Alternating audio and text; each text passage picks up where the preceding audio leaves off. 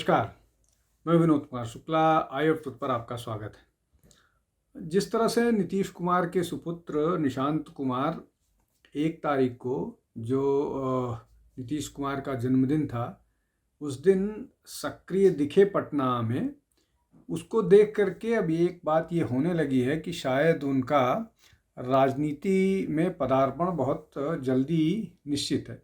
लेकिन ये बात जो मैं कह रहा हूँ, इस पर ये कयास लंबे समय से लगाए जा रहे हैं। पिछले चुनाव के दौरान भी इस तरह की बात हो रही थी कि शायद उनको विधानसभा का चुनाव लड़ाया जाएगा, और इस तरह की लगातार बातें होती रहती हैं कि वो किसी तरह से किसी भी समय सक्रिय राजनीति में आ सकते हैं। और उसमें कई बार कई तरह के की बातें कही जा सकती हैं कि अब नीतीश कुमार का स्वास्थ्य नहीं साथ दे रहा है, तो उनको एक रिप्लेसमेंट के तौर पर नहीं, उनको राजनीति में ले आ करके एक जो नीतीश कुमार की परिपाटी है, उस परिपाटी को आगे बढ़ाया जाए। उसी प्रक्रिया में अब जो बात कही जा रही है कि निशांत को राज्यसभा भेजा जा सकता है। अब राज्यसभा भेजे जाने को लेकर के चूंकि मामला इसलिए भी बहुत वो हो गया है कि 14 तारीख को मतलब सेकेंड वीक के अंत में लोकसभा राज्यसभा के चुनाव होने हैं। तो उन परिस्थितियों में इस तरह की बात निकल करके आई है कि शायद उनको राज्यसभा भेजा जा सकता है। अब चूँकि ये 75वां जन्मदिन था नीतीश कुमार का, तो उस समय उनकी सक्रियता से इस तरह की बात। अब इसमें महत्वपूर्ण बात जो है उसको समझने वाली वो कि जो दो अलायंस पार्टनर हैं वो बहुत सक्रियता से, और उन्होंने साफ तौर पर इस बात को स्वीकार कर लिया है कि अगर इनको एक्टिव पॉलिटिक्स में ले आया जाता है तो ये एनडीए के लिए अच्छा होगा। अब वो हैं कौन? एक तो हम के लीडर हैं और दूसरे जीतन राम मांझी जी, और दूसरे हैं उपेंद्र कुशवाहा। तो ये जो दो बड़े घटक हैं, इन्होंने भी अपनी सहमति दे दी है। उसके बाद से इस बात में और मजबूती आई कि शायद अब नीतीश कुमार के सुपुत्र का बिहार की राजनीति में आना तय है। दूसरा महत्वपूर्ण मामला ये है कि जिस तरह से ये जो ईरान, अमेरिका और इजराइल का युद्ध चल रहा है, और युद्ध के दूसरे ही दिन जब आयतुल्ला अली खamenei को मार दिया था जो इजरायली सेना है, उसके बाद से भारत में भी एक बड़ा वर्ग सक्रिय हो गया है जो ईरान के समर्थन में नज़र आ रहा है और इजराइल के विरोध में नज़र आ रहा है। तो इसमें दो तरह के लोग हैं। एक तो राजनीतिक दल जिनका राजनीतिक जो वोट बैंक है वो मुसलमानों के आसपास है, और दूसरा वो वोट बैंक खुद में। तो वोट बैंक की बात आज नहीं करते हैं, आज बात करते हैं जो उस राजनीतिक पार्टी को लीड करते हैं, उनमें है सोनिया गांधी। सोनिया एक प्रमुख नेता है उन सब में। अब सोनिया गांधी ने एक लंबा चौड़ा लेख लिख करके सरकार की आलोचना की है कि आयतुल्ला अली खamenei के मौत के बाद भारत सरकार ने कोई इस तरह का स्टेटमेंट या कोई इस तरह का कंडेमनेशन नहीं जारी किया आयतुल्ला खamenei को लेकर के। अब इजराइल के खिलाफ न केवल सोनिया गांधी बल्कि राहुल गांधी और प्रियंका गांधी वाड्रा भी लगातार कैंपेन करती रही हैं। सबको मालूम है कि किस तरह से उन्होंने फिलिस्तीन के समर्थन में एक बैग लेकर के संसद गई थी, जिसको लेकर के बहुत सारा विवाद हुआ था।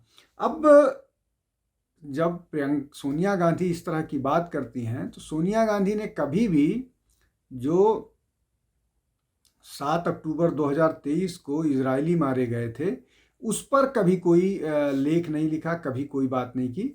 लेकिन अगर मैं गलत नहीं हूं तो ये चौथा आर्टिकल है जो फिलिस्तीन के समर्थन में, इजराइल के विरोध में, या भारत के जो भारत का जो स्टैंड है उसके खिलाफ उन्होंने बात की है। अब वो भारत के हर उस स्टैंड के खिलाफ बात करती हुई नजर आती हैं जहां पर किसी दूसरे देश को फायदा होता हुआ दिख रहा है। अब वो खमनाई के इस बात की कभी आलोचना नहीं की जब वो मुस्लिम लड़कियों को 13 साल या 9 साल विवाह की उम्र की बात करता है। उनके कश्मीर के स्टैंड पर कभी वो विरोध करती हुई नहीं नज़र आती हैं। वो वो भारत में जेनोसाइड मुसलमानों का हो रहा है इस तरह के बात पर वो कभी विरोध करती हुई नज़र आती हैं। ये अपने आप में एक बड़ा मसला है, लेकिन इसमें अब सबको मालूम है कि कांग्रेस का स्टैंड क्या हो सकता है। तीसरा जो महत्वपूर्ण मामला है वो है पश्चिम बंगाल से। चूंकि राज्यसभा के चुनाव होने हैं मार्च में दूसरे हफ्ते के बाद, तो ममता बनर्जी ने भी अपने 4 दावेदारों के नाम घोषित कर दिए हैं। अब उन 4 दावेदारों में प्रमुख जो है वो है एक तो राजीव कुमार हैं जो पुराने उनके डीजीपी हैं, प्रदेश के डीजीपी हैं, रहे हैं, अब रिटायर हो गए हैं। दूसरा प्रमुख नाम है बाबुल सुप्रियो जो एमएलए हैं और वो भाजपा से उधर गए हैं तृणमूल कांग्रेस में, बॉलीगंज से। तीसरा इंटरेस्टिंग नाम है मेनका गुरुस्वामी का, जो सुप्रीम कोर्ट की लॉयर हैं और वो LGBTQ एक्टिविस्ट भी हैं। और ऐसा कहा जा रहा है कि शायद कोई पहला LGBTQ एक्टिविस्ट जो है वो संसद पहुंचेगा। चौथा कैंडिडेट जो है वो कोयल मलिक है। तो ये तो एक इन्फॉर्मेशन हो गई, लेकिन इसमें महत्वपूर्ण बात ये है कि इसमें 2 लोग ऐसे हैं जो नॉन बंगाली हैं। राजीव कुमार वो निश्चित तौर पर पश्चिम बंगाल कैडर के IPS अधिकारी हैं, लेकिन वो बंगाली नहीं है, मतलब उनका बंगाली ओरिजिन नहीं है। जैसे अगर आप बात करें तो यूसुफ पठान जो हैं वो मुसलमान हैं, मुस्लिम डोमिनेटेड सीट से जीते हैं, लेकिन वो गुजराती हैं, बंगाली नहीं हैं। मुस्लिम के नाम पर वो चुनाव जीत करके आ गए हैं। अब ये निर्णय इसलिए महत्वपूर्ण हो जाता है कि बंगाली मानुस की बात ममता बनर्जी लगातार करती रही हैं, बंगाली अस्मिता की बात करती रही हैं, गुजराती को धमकाती रही। अब ये मेनका जो गुरुस्वामी हैं ये आंध्र प्रदेश से आती हैं। इनके पिताजी मोहन गुरुस्वामी जो हैं कुछ समय तक भारतीय जनता पार्टी की राजनीति में सक्रिय रहे, लेकिन शायद कुछ मिला नहीं इसलिए वापस चले गए। ये पुरानी बात है, ये अटल बिहारी वाजपेयी और जब लाल कृष्ण आडवाणी का रिजीम था तब की बात है। कोयल मलिक जो है वो निश्चित तौर पर फिल्मी बंगाली एक्ट्रेस हैं, तो उनका नाम है। तो ये एक स्थिति है जहाँ पर चुनाव चूँकि 16 मार्च को होने हैं, तो अब तक सारे नॉमिनेशन आ गए हैं और ये बंगाल की स्थिति। चौथी स्थिति है जो आसाम के मुख्यमंत्री को लेकर के है। आसाम के मुख्यमंत्री लगातार चुनाव में सक्रिय हो गए हैं। वो एक यात्रा निकाल रहे हैं, यात्रा चुनाव को लेकर के है। और बहुत बढ़िया खबर ये आई थी कि चुनाव यात्रा के दौरान किसी एक बच्चे ने उनसे बोला कि मतलब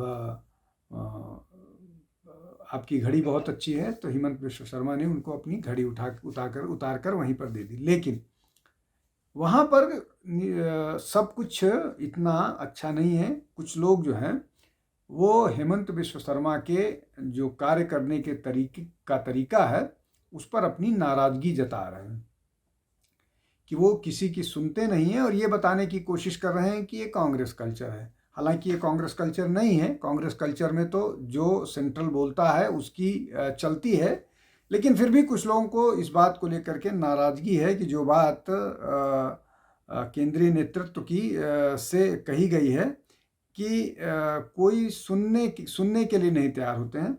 अब वो लगातार एक के बाद एक जिस तरह से गौरव गोगोई पर आक्रामक हैं, जिस तरह से मियाँ मुस्लिम्स पर आक्रामक हैं, जिस तरह से वो बाकी और बात करते हैं, डेमोग्राफिक चेंज की बात करते हैं, मदरसा बंद करने की बात करते हैं, ये सारी चीज़ें हैं अब इसमें कुछ लोगों का पार्टी के लोगों का और अलायंस का कहना है कि पार्टी के लोगों को ले करके चलना चाहिए। शायद वो लेकर के नहीं चल रहे हैं इसको लेकर, लेकिन जिस तरह की बात हेमंत विश्व शर्मा कर रहे हैं और जिस तरह की पार्टी, चाहे इन्फिल्ट्रेशन की बात हो, चाहे डेमोग्राफिक चेंज की बात हो, इन सब मामलों में उनको केंद्रीय नेतृत्व की सहमति के साथ ये सब बात वो कह रहे हैं। तो अब चुनाव परिणाम क्या होंगे ये तो अभी आने वाला समय बताएगा, लेकिन अभी जिस तरह से वो जिस तरह की बात, जिस तरह की पॉलिटिक्स आसाम में कर रहे हैं और जिस तरह से वो विपक्ष वहाँ का जो कांग्रेस है उसका कोई नेता नहीं बचा हुआ है और गौरव गोगोई पर वो लगातार आक्रामक हैं और उन्होंने बोला है कि 8 या 9 तारीख को वो कुछ और डिस्क्लोजर करेंगे। जिस तरह से उनके पाकिस्तान से संबंध होने की बात हो रही है, हालांकि अगर 40% जो बांग्लादेशी या मियाँ मुस्लिम वोटर्स हैं उन पर फ़र्क नहीं पड़ेगा, लेकिन बाकी लोगों पर निश्चित तौर पर इसका फ़र्क पड़ेगा। आज के लिए बस इतना ही। बहुत बहुत धन्यवाद। नमस्कार। हमारे चैनल आई ऑफ ट्रुथ को सब्सक्राइब कीजिए YouTube पर, इसे फॉलो कीजिए Facebook पर, Instagram पर, Twitter पर और कू पर। हमारे चैनल के बारे में फीडबैक देने के लिए हमें मेल कीजिए ioftruth.6@gmail.com पर।